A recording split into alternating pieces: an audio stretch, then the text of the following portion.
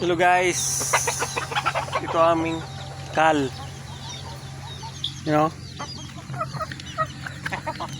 mangitlog lang siya kahit walang laki. Puro ito babae lahat guys. Kain na lang sila ng kakain ng pagkain nila, yung busy at mangitlog rin sila palagi, araw-araw.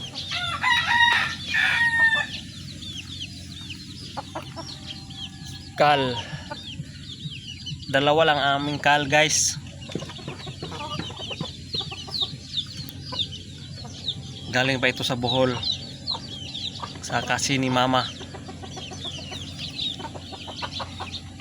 kasi taga Bohol aking mama guys. Tingnan nyo guys, kakainin sila guys.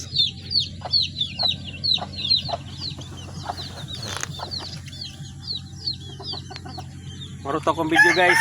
Salamat sa pag ano guys ha.